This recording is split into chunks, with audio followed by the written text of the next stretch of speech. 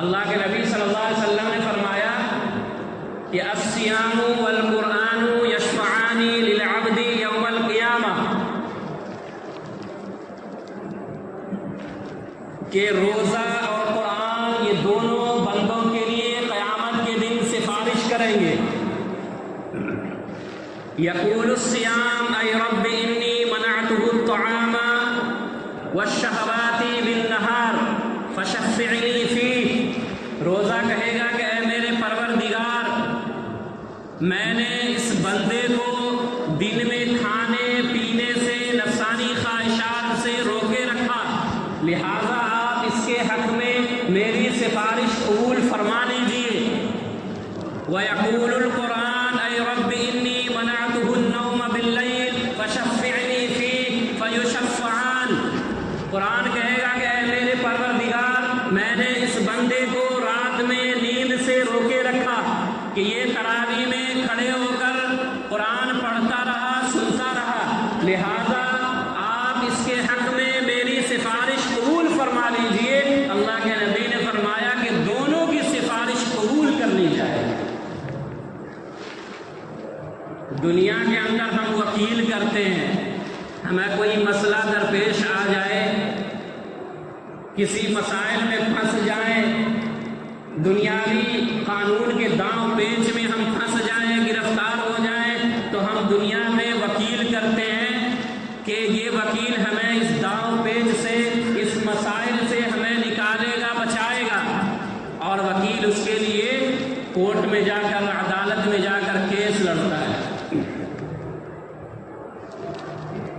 تو ہمیں اس پر دونوں طرح کی امید ہوتی ہے، دونوں طرح کا گمان ہوتا ہے کہ یہ وکیل ہمیں جتا بھی دے گا، ہرا بھی دے گا، یہ وکیل جیتے گا بھی، ہارے گا بھی، ہمیں کامیابی بھی دلائے گا، ناکامی بھی مل سکتی ہے۔ لیکن یہ روزہ اور قرآن یہ ایسا وکیل ہے کہ یہ آپ کو کامیابی ہی دلائے گا، یہ آپ کو جیت کر ہی دلائے گا، اور ایسے دن میں کہ جس دن کوئی کسی کا پرسان حال نہیں ہوگا،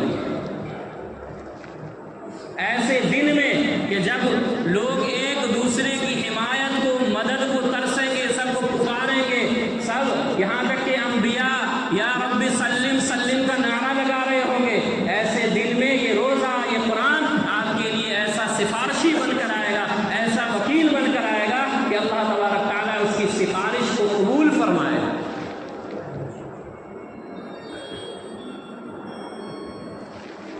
پھر اللہ کے نبی صلی اللہ علیہ وسلم نے فرمایا کہ یہ ایسا مہینہ ہے کہ جس مہینے میں اگر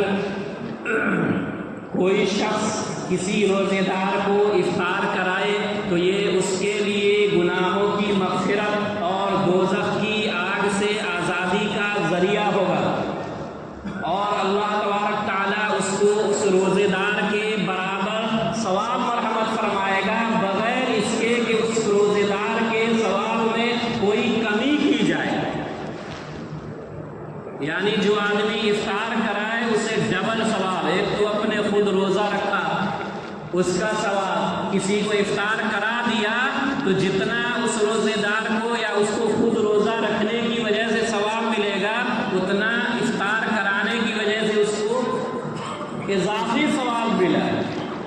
اور ایسا نہیں ہے کہ جسے یہ افطار کرائے تو اس کے روزے کے ثواب میں کوئی کمی ہو جائے گی، ایسا نہیں ہے، جس کو افطار کرا رہا ہے تو اس کے روزہ میں کوئی کمی نہیں ہوگی، اس کے ثواب میں اللہ تبارک تعالیٰ افطار کرانے والے کو اس کا پورا ایک روزے دار کا ثواب عنایت فرمائے گا۔ صحابہ کرام نے سوال کیا، ان کے یہاں وسعت کہاں تھی، استطاعت کہاں تھی، مالی اسباب اتنے انہیں میسر کہاں تھے؟ صحابہ نے سوال کیا کہ اللہ کے نبی ہمیں اتنی استطاعت کہاں، مالی اسباب کی فراوانی کہاں، ہمیں مالی اسباب میسر کہاں ہے کہ ہم کسی کو افطار کرائیں؟ تو اللہ کے نبی صلی اللہ علیہ وسلم نے آسانی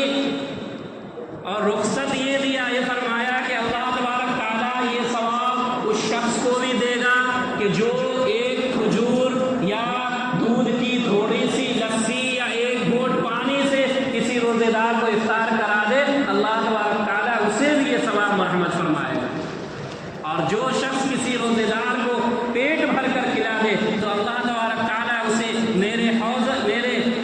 कौसर से ऐसा सैराब करेगा कि उसके बाद उसे कभी प्यास नहीं लगेगी, यहाँ तक कि वो जन्नत में पहुँच जाए।